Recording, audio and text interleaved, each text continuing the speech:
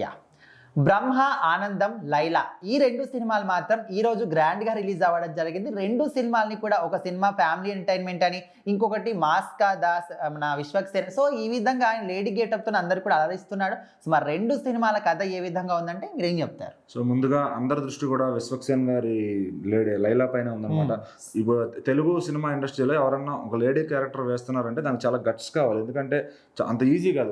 ఒక మంచి లీగ్లో ఉన్న హీరో, ఒక స్టార్ లీగ్లో ఉన్న హీరో, ఈరోజు అంతమంది ఫ్యాన్స్ ఉన్న హీరో ఆ గెటప్ వేయాలంటే చాలా సిగ్గుపడతారు.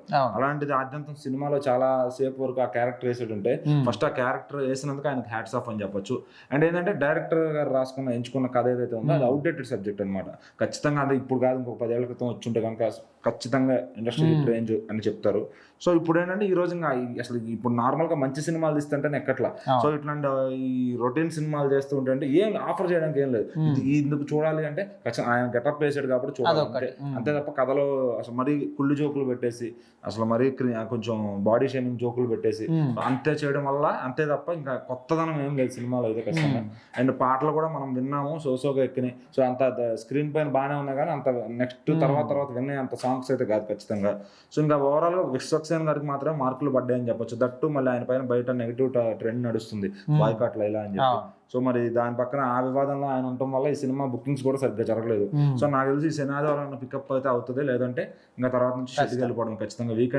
వీకెండ్ లోనే ఈ రోజు మళ్ళీ వ్యాలంటైన్స్ డే రోజు కూడా బుకింగ్స్ ప్రాపర్ గా లేవు అంటే ఖచ్చితంగా ఇంకా జస్ట్ కానీ క్యారెక్టర్ మాత్రం ఆయన చేసినందుకు మెచ్చుకోవచ్చు. ఒక లైఫ్ లో మంచి చేసిన సినిమాటోగ్రఫీలో మొత్తంలో ఒక మంచి క్యారెక్టర్ అని చెప్పుకోవచ్చు. సో సినిమాకి అయితే ఆఫర్ చేసింది ఏం లేదు. ఒకసారి ఊరికి ఆయన ఫ్యాన్స్ అయితే ఖచ్చితంగా వెళ్ళి ఎంజాయ్ చేయొచ్చు సినిమాని. నెక్స్ట్ బ్రహ్మ ఆనందం సినిమాని అయితే ఆయన వాళ్ళ అబ్బాయి కలిసి తాత మనవళ్ళుగా యాక్ట్ చేశారనమాట సినిమాలో. సో ఈ సినిమాలో ఏంటంటే చాలా ఫ్రెష్ ఎమోషన్స్.